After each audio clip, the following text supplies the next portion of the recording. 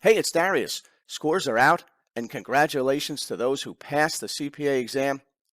And thanks for noticing the I-75 difference. So if you're struggling with TCP or REG or any of the CPA exams, look at this. I watched pretty much all the I-75 lectures and did not do practice questions. You can do some practice questions. It's okay. You got my permission. I-75 has thousands of practice questions.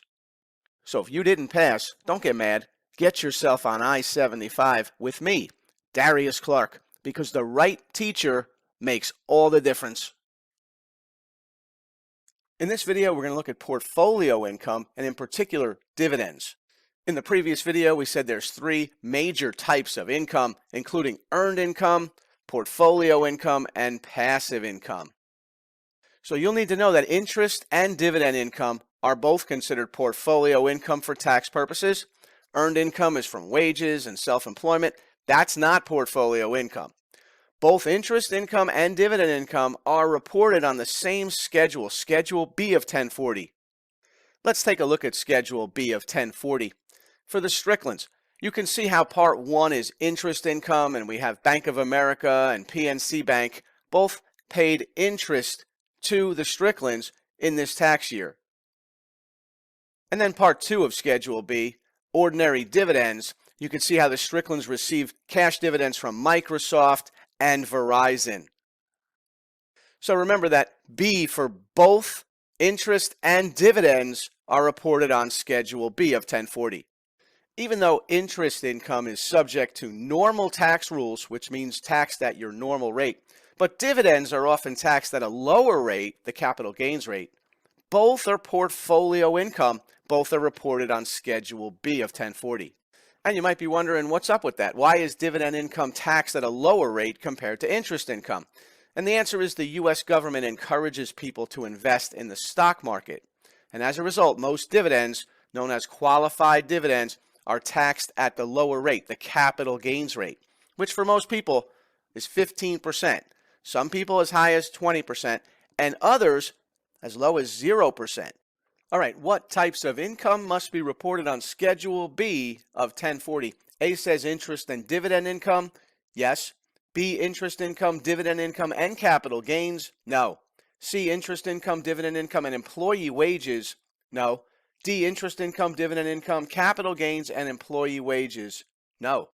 The answer is A. Schedule B of 1040 is used to report interest income and dividend income, and that's it. Capital gains and employee wages, they're reported on different forms. Capital gains are reported on Schedule D of 1040, and employee wages are reported on Form 1040 Part 1.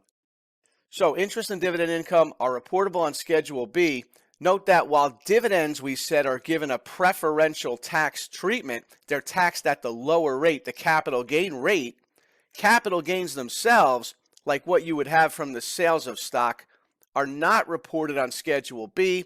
Capital gains are reported on Schedule D of 1040.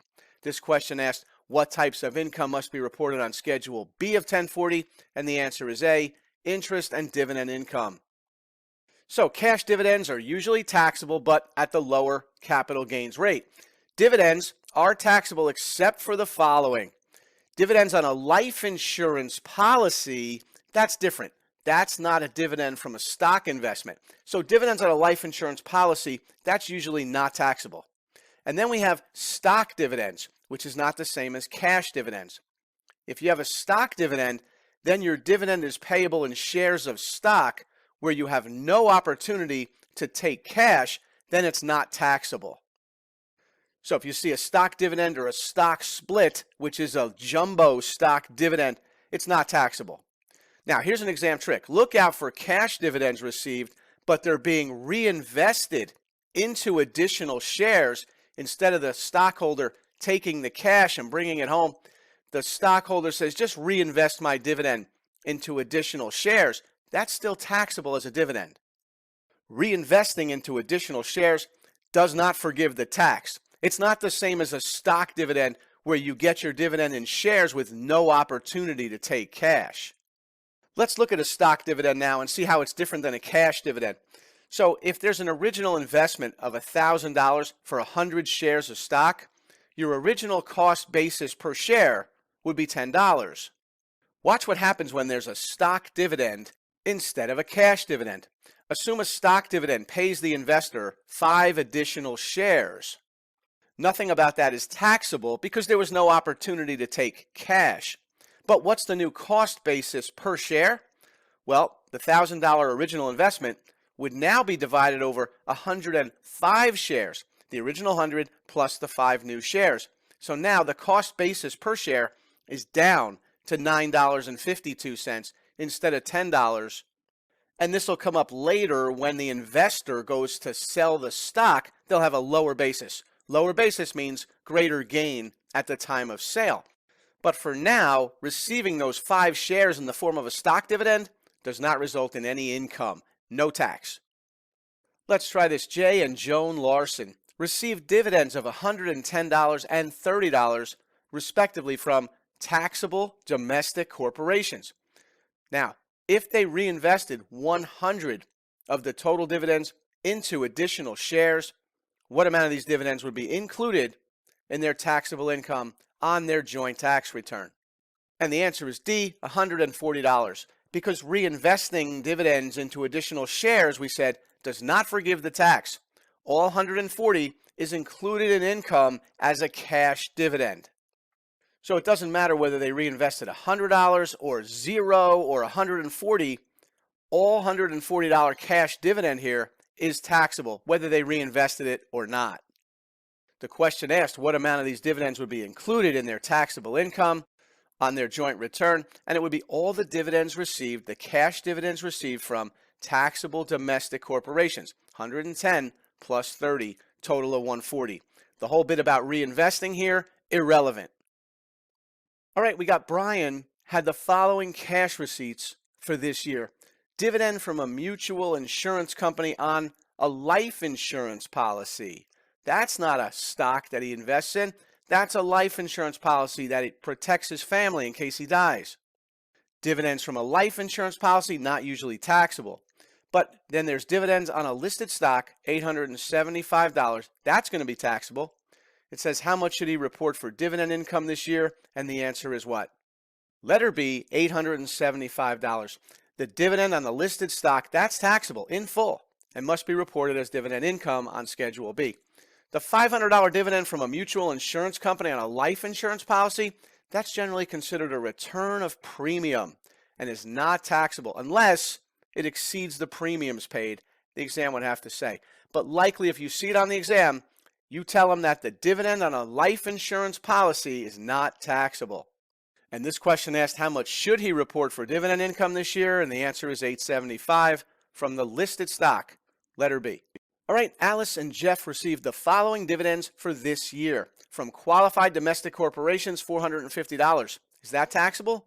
Yes. From Canadian corporations, is that taxable? Yes. From life insurance policies, though, no.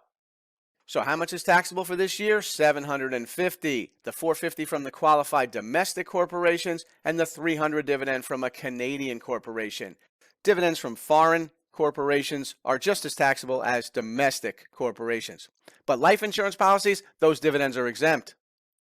And this question asked how much is taxable for this year, and the answer is $750, letter C.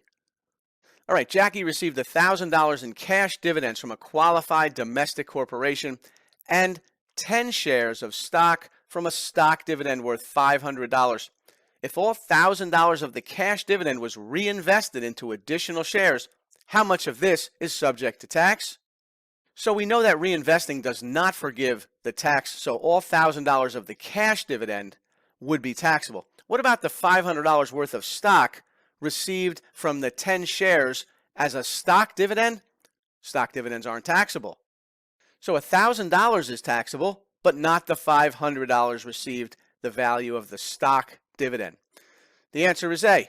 The $1,000 in cash dividends from a qualified domestic corporation, that's taxable. The 10 shares of stock received as a stock dividend worth $500, not taxable, unless Jackie had the option to receive cash instead of stock, and that's not mentioned in the facts.